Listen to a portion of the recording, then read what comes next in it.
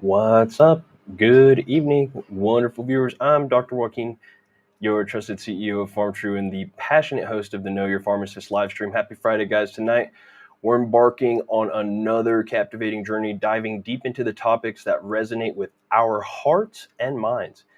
As we connect and collaborate, we'll unravel New Mexico's health awareness initiatives for next week, fall awareness, and the importance of fall prevention, especially as we approach Fall Prevention Awareness Week. We'll brainstorm the innovative solutions in senior safety, exploring cutting-edge monitoring sensors that promise to revolutionize care for our beloved elders. And in our quest for knowledge, we'll delve into the profound role of autonomy in enhancing the well-being of our senior community. But that's not all. For our herbal enthusiasts, we're set to demystify the nuances of cannabis dosing, ensuring you're equipped with expert insights for a safe and therapeutic experience. And as always, we'll shine a spotlight on our community, celebrating the heroes of our time at the First Responders Night at Vado Speedway Park tomorrow. Tonight is all about creating connections, fostering understanding, and sharing knowledge. It's about both love for our community and the competent science that drives our discussions. It's about the interesting intersections of health, tech, and community. And above all, it's about you, our cherished viewers, joining us in this great, captivating journey of discovery. A heartfelt thanks to you, our incredible sponsors, Pharmtrue, High Horse, the Trichome Alliance, and Vado Speedway Park, for making this excellent and creative exploration possible. So let's get ready, dive in, and make some history, guys. Talking tonight, next week, we're getting on top of this is Fall Prevention Awareness Week. So according to the New Mexico Department of Health, they're rolling out, a pretty strong initiative on fall prevention, guys. It is senior, healthy aging month for seniors as well. Fall prevention is huge. So I'm going to share this resource with you guys. We'll go through it a little bit, and we'll go through some other stuff. Excuse me for the screen on that.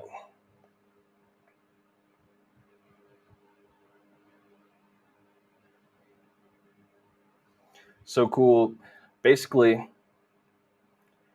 most of us don't think of falls when we think of debilitating chronic illnesses and aging. It's not always at the top of mind until it happens, right? Hip fractures, anything like that can cause surgeries and effects that really, really reduce quality of life and life expectancy. So, guys, looking at Fall Prevention Awareness Week and what the New Mexico Department of Health is rolling out already, I think it's important because next week there is going to be a lot of materials about fall prevention. So, one, why are we talking about that? That's exactly why. But really, it should not be accepted as an inevitable part of aging. So even as the Department of Health Secretary Patrick Allen said, after a fall, some seniors experience an abrupt loss of independence and increased reliance on family and friends, and heightened anxiety for both themselves and their loved ones, fearing a reoccurrence. So it's Healthy Aging Month. We're talking about a lot of that this month. Going to be hitting a lot of that in today's segment as well, guys. So we're going to kind of segue into it all. But today's segment, Pharmacist Frontline, brought to you by Pharmtrue. We're talking about fall prevention awareness, and we're going to share a little bit of some resources here as well. So, tips for older adults. Here, of course, we want to make a proactive approach. So let's get more proactive by being even ahead of next week, right? So not only things like, as a pharmacist, you're looking at Beers criteria medications or, medications that increase fall risk or increase adverse effects. Those get wiped off for seniors because they take longer to metabolize, whatever that may be. And they've made a list that pharmacists are very aware of. However, this is a comprehensive, fall risk is a comprehensive assessment. And when you look at how do you assess your fall risk, you can go to the free fall risk checkup here. And I'm going to go ahead and provide the link to it in the chat. For those of you who ever considered, hey, want to look at my fall risk.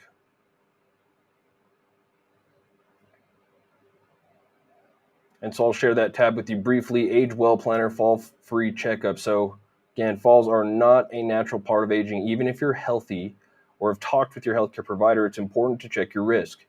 There are many steps you can take to prevent a fall.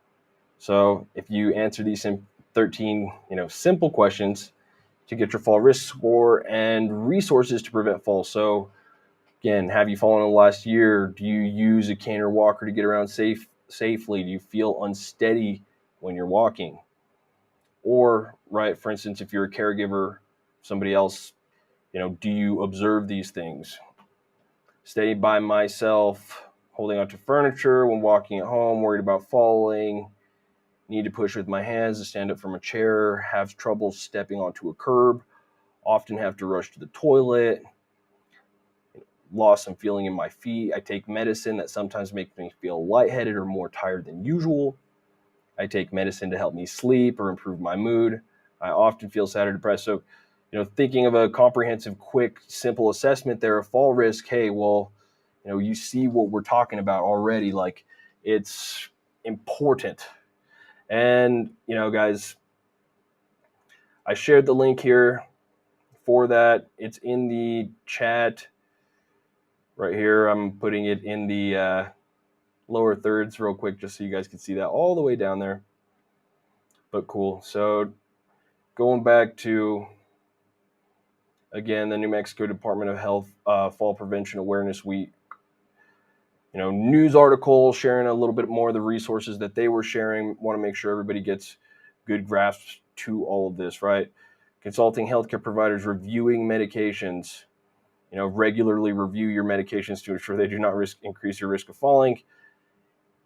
Worth thinking about for a patient, but as a pharmacist, most people would probably not know what increases their risk of falling or not. So, that's where it's really good to sit down with a pharmacist or even a pharmacy intern to go over those.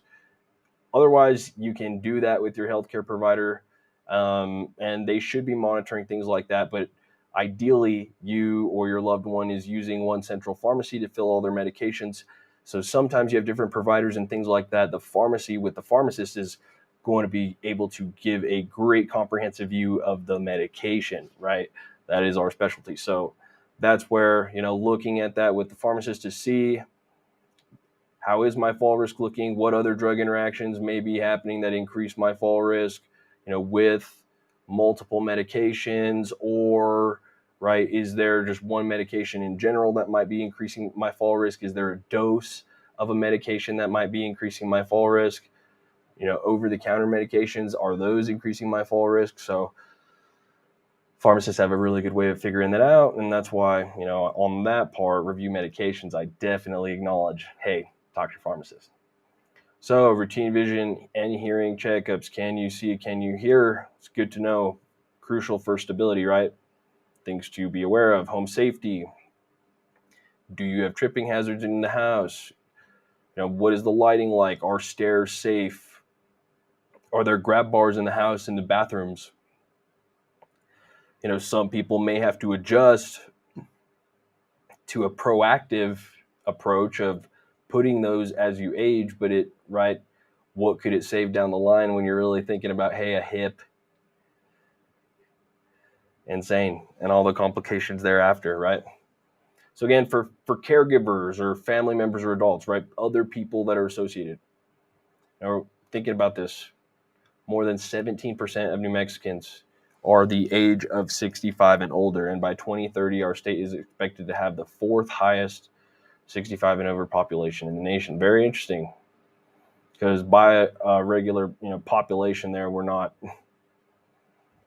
much, right? As a state, we're pretty small. So anyways, for caregivers or family members of older adults, addressing concerns, right? List to their concerns about falling and encourage discussions with healthcare providers, right? And we're going to talk about keeping autonomy and independence and respecting that here in the Enlightenment Hour as well. But it is important, open communication there, with healthcare providers about concerns, discussing health history, medication management, encouraging them to utilize preventative benefits under Medicare, such as annual wellness visit, right? Clicks here, your Medicare wellness visits.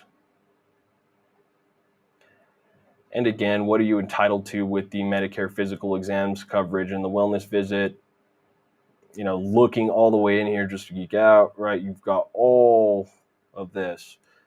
For purposes of this section, review of current opioid prescriptions, detections of cognitive impairment, eligible beneficiary, establishment of medical history and family history, reviewing health assessment, establishment, individuals' family history, providers, all your subjective and objective data, a written schedule or a checklist for the next 5 to 10 years based on recommendations of the United States Preventative Services Task Force and the Advisory Committee on Immunizations Practice, individuals' health risk, right? What risk factors? So very, very interesting when you're looking at all of this, right? What is the individual's functional ability and level of safety? Means at minimum assessment, hearing impairment, ability to perform activities of daily living, fall risk, home safety. So, every senior over the age of 65 should be on Medicare, is entitled, right? So,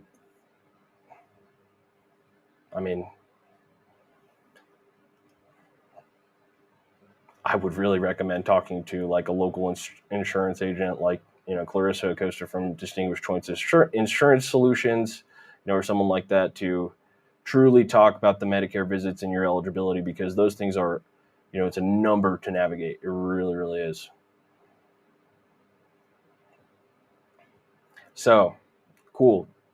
Last thing I'm going to share here in the Pharmacist Frontline segment is the CDC steady older adult fall prevention resources for patients and caregivers. They've got all kinds of patient and caregiver resources here. Every 20 minutes, an older adult dies from a fall in the United States. Many more are injured. So right below here, I'm going to put that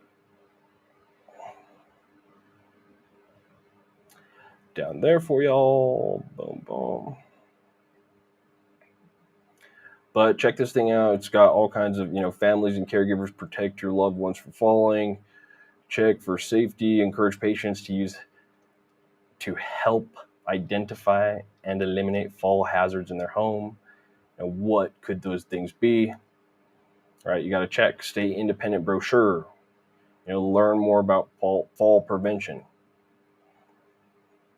Right, the English version here, just to show you guys 4 things you can do to prevent falls. Speak up, keep moving, get an annual eye exam, make your home safer. Now, it seems straight up.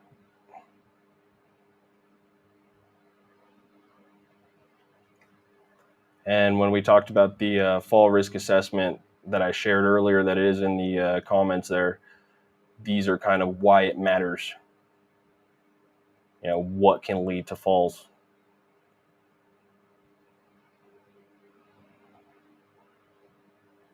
So plenty of resources for everybody. Some exercises. Strengthening the glutes and the thighs and everything in there is going to really, really help. Moving. So all of that is kind of very intertwined, which is good. All right, so next, talking in tech talk. Some senior monitoring, solutions. There's a whole bunch of different kinds, right, where you get different features and things like that. Here in our town, we have the electronic caregiver, and those guys are, those guys not only are local, they've got pretty much comparable services to just about anything else that you find on the market, really. So again, I'll share them first just because they are the local guys. You know, they really do, they can help with all sorts of different interventions and segments of healthcare. But they've got their emergency response system and remote patient monitoring. And so that's the basis of the different technologies that you're going to find is what fall risk stuff, right? Because not only are you going to need, some sort of technology in the house that, keeps you safe. Do you have remote patient monitoring, medication reminders, all the good stuff?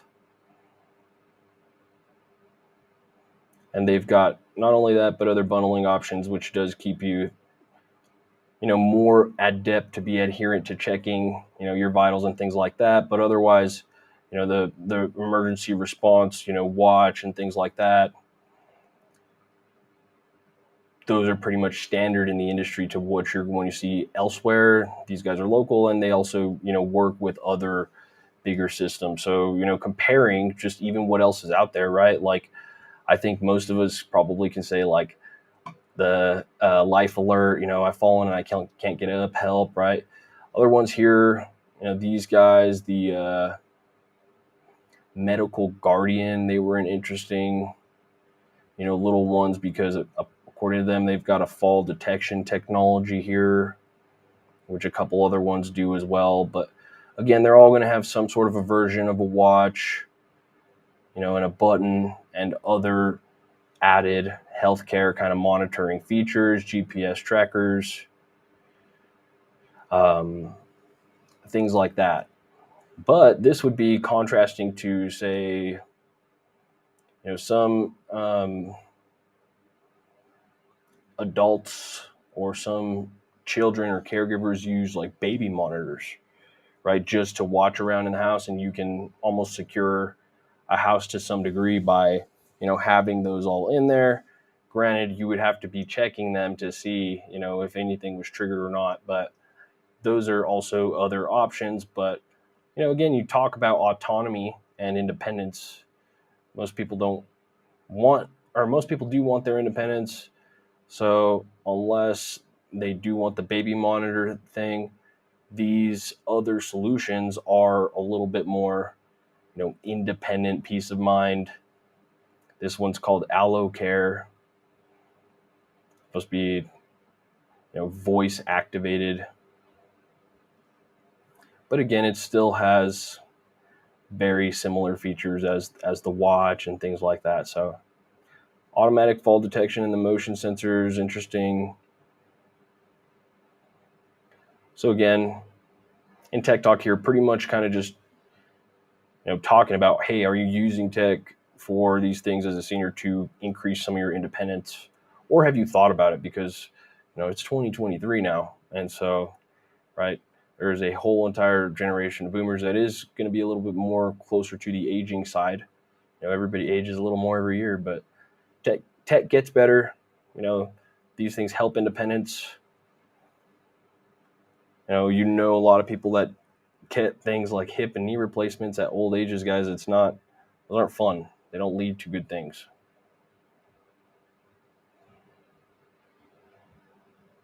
Right. So next segment, we're going to talk about the role of autonomy, in senior well-being and what that means. Because I think it's an important thing to think about. We look at quality of life metrics and things. You do want your independence. You do want the social interaction to whatever your, human body needs. Usually most people do need it, and it does help people live longer. Some people are good completely independent, but right, if you actually needed help to emergency services or things like that, it's nice to know that there is a backup. But respecting, for instance, the autonomy of an older adult, it is important in the well-being because, as you age, it's Healthy Aging Month, things like that. part of that aging is to be able to have the ability to decide for yourself and to still drive your own boat. Even if the boat slows down to some degree or whatever, right? I mean, you're the captain of your own ship, and that's important. So, like, for instance, understanding the individual's need for autonomy truly does need to be balanced between, two things like security and health, right? So where can independence and autonomy be achieved? That's an assessment for every single person in a personalized manner. Can you have that assessment with your caregiver? Can you have that assessment with your provider? Can you have that assessment with yourself, right? Where do you look at, what autonomy really defines as, functioning? Because it looks different, because, functioning, and then there's, frail, and then there's incapacitated.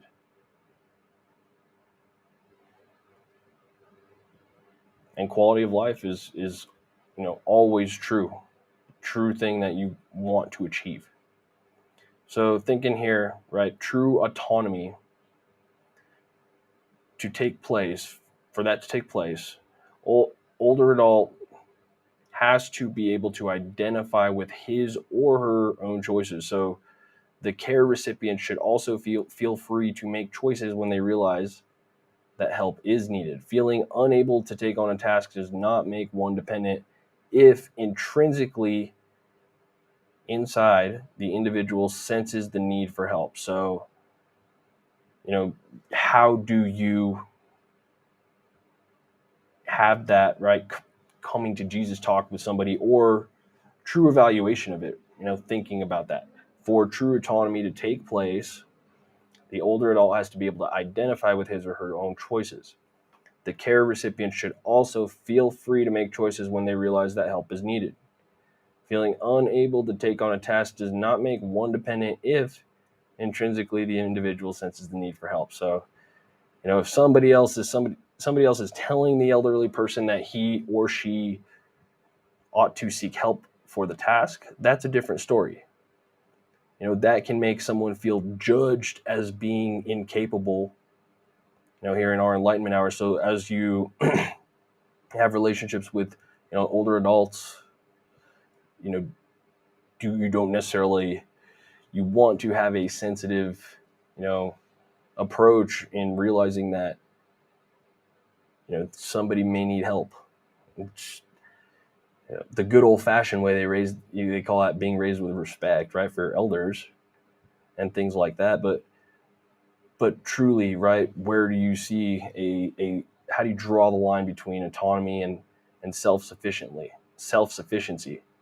So, it all comes out to control. Is it on your terms? Is it not? And independence, right? So you need to, like, if you're delegating help, not that you're completely unable, right, cognitively to do anything, that's still independent, right? So for frail adults, it's different. Looking at a frail elderly, the task of establishing a sense of autonomy for the client is different. So, despite, frailty, older people experience autonomy. They become more alert, both mentally and physically, and self-rated well-being improves. So researchers have proposed, the significance in making autonomous decisions, notwithstanding frailty, reliance, and limitation of action. So, thinking with functional decline, the frail elderly's, ability at certain tasks naturally drop, but their perceived sense of autonomy can still be nourished. So, according to, this was a study from 2008, Gallagher, autonomy stresses freedom and influence over one's life, and dignitive care includes those principles as well as a holistic and person-centered approach. Those values are essential in maintaining autonomy, even with frail elderly, and must be taken care to foster that sense whenever possible. So, even the incapacitated older adults still do deserve that vision of autonomy.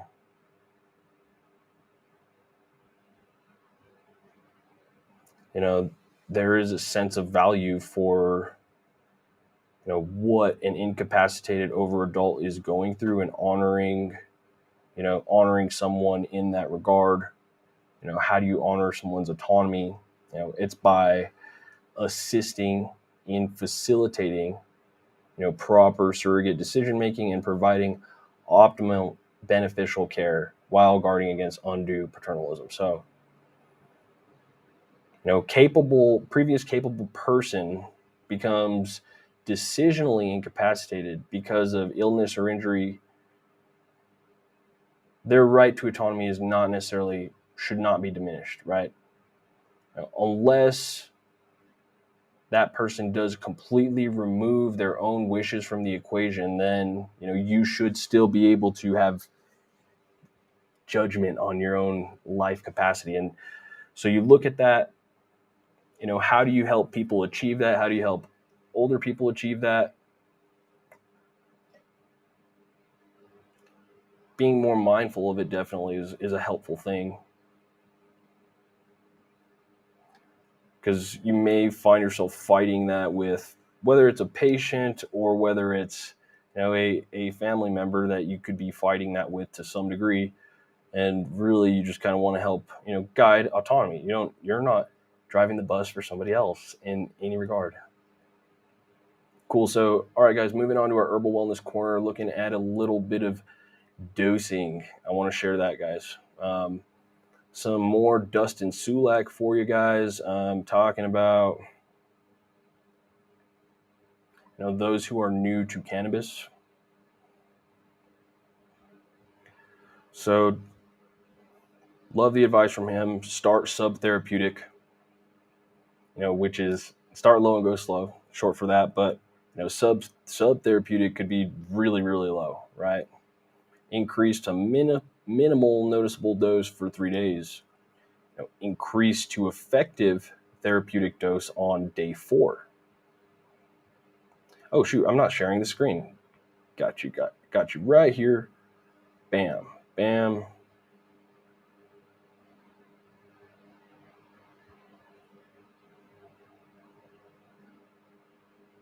All right, dosing, cool. Start subtherapeutic, increase to minimal noticeable dose for 3 days, increase to effective therapeutic dose on day 4. New user dosing tips, starting dose. So you're looking at 1 to 2 milligrams, 3 times a day. Tinctures, especially for new users, are great. You will be able to shake it off a little faster and be able to gauge what the dose is going to do to you.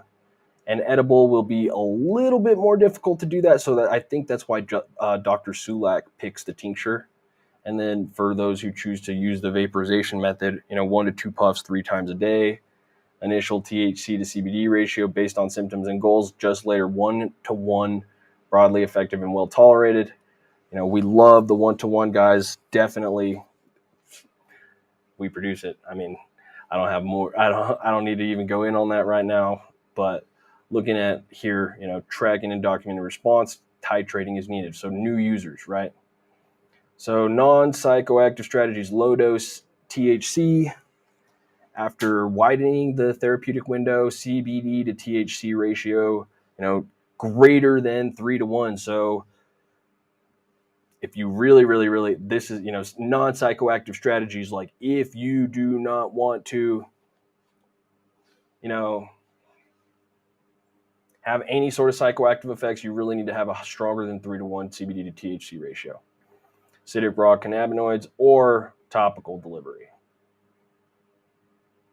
So, widening therapeutic window, right? Longer time between dosing. So very interesting.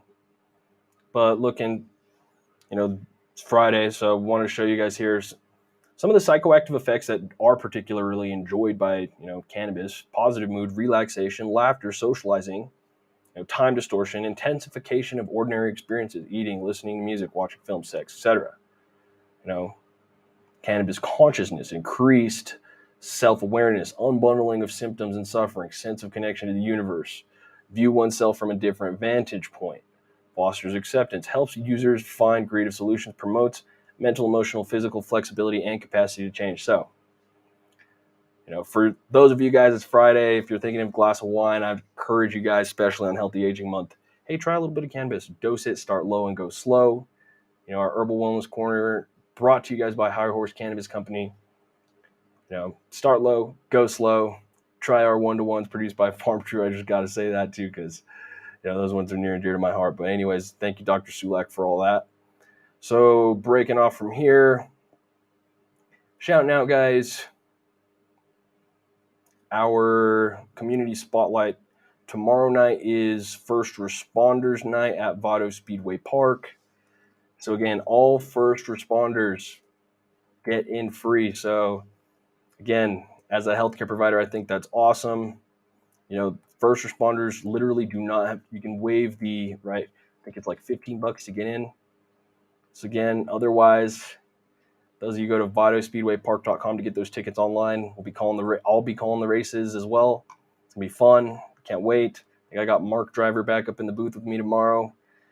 So yeah, another great weekend. September, fall is just coming fast, guys. September's blown by. But First Responders Night, shout out. Heck yeah. I'll see you guys tomorrow over there at Vado Speedway Park. Last, Men's Health Minute. Talking about racing a little bit, I found a study that I thought this was really cool. It was talking about the racer's mind. And, this information here, I just thought it was super cool. So I'm going to share this with you guys, to all my Men's Health Minute people, sponsored by Vado Speedway Park. Granted that men are probably more into racing than women, but it doesn't, I'm not trying to make this about this battle of the sexes by any means. No, but this is interesting, right? So the racer's mind, how core perceptual cognitive expertise is reflected in deliberate practice procedures in professional motorsport. So basically, I thought this was very interesting because, yes, looking at some of the psychology or even, physiology about how do race car drivers do these high-speed performance things, and granted, skiers, things like that are probably within the same category, but, professional motorsports is very interesting. So looking at the exceptional performance of elite practitioners in domains like sports or chess is not a reflection of just exceptional general cognitive ability or intersensory motor superiority. Decades of research on expert performance has consistently shown that experts in all fields go to extraordinary lengths to acquire their perceptual, cognitive, and motor abilities. Deliberate practice, or DP, refers to subtasks that are designed to give immediate and accurate feedback and perform repetitively with the explicit goal of improving performance. Deliberate practice is generally agreed to be one of the key ingredients in acquisition of expertise, not necessarily the only one. Analyzing in detail the specific aspects of performance targeted by deliberate practice procedures may shed light on the underlying cognitive processes that support expert performance. So just very, very interesting, the nerdy side of how do these high-performing elite, speedsters, dominate. It's interesting. So the hypothesis about the underlying cognitive process are developed on the basis of, the material here. Basically, we're not going to go over all the training procedures and things, but, I'm going to show some of the fun stuff here. The present findings suggest that, as in other forms of expertise, expert levels driving skill is in fact dependent on vast body of knowledge and driven by top-down information. And what does that mean? All right, we'll show you. The knowledge elicitation in this study represents a first step towards a deeper psychological understanding of the complex underpinnings of expert performance in the domain. So looking here, right, in the traditional psychological literature, steering and longitudinal control are typically considered simple reactive tasks. So look down here. aim of the study, and gives you a little bit of the eligibility criteria just on the visuals. Circuit racing, auto or moto, pro athlete, target audience, pro coach, general content classification, general advice, emotional intelligence, driving techniques, common errors, cognitive techniques. How did they structure that? So again, so the deliberate practice procedures, they go through the whole thing, right? Over here, and we're not going to go over the entire structure of how it went, right? But the ultimate goal for deliberate practice is self-improvement. So thus, deliberate practice is not only rote repetition, the training needs to be pushing the envelope of performance. The approximate goal of deliberate practice performance is to be able to perform at a higher level, right, than before. So again, procedure from how this was done, looking at, feel good for grip and traction, sense of speed. What were the goals? What was the feedback? What did it look like? So for feel good, maybe the coach kind of looked at it, right? Put a 1 to 10 rating scale on it. As you drive around the track, you can actually call out the amount of traction. How did you feel that? Goals, improvement, reading, how much traction the tires have around every inch of the track. Feedback, focusing on sensing the tire's traction. Make note of vibrations and feedback through the steering wheel. Lighter or heavier, make note of the sound coming from the tires. More or less noise. How does the car feel? How much warning do the tires give? Sense of speed. Interestingly enough, right? How do these people go so fast? Practice. Estimating it solely on the sensory input and not on the speedometer. Are people accurate? Other ways to do it. Using a pylon or pavement marker as a reference point. Then, you try to increase your entry speed every time. Enter the turn at exactly the same speed and calibrate that with your sense of reality. That's what the professionals are able to do when looking at Vado Speedway Park, and how the heck does a guy like Sherman Barnett do this at 88 years old?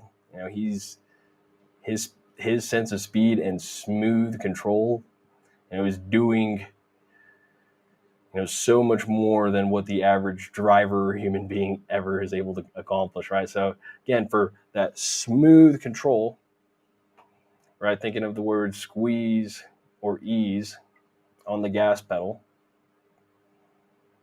Don't pounce on the gas pedal, don't slam on the brakes, don't yank or jerk the steering wheel.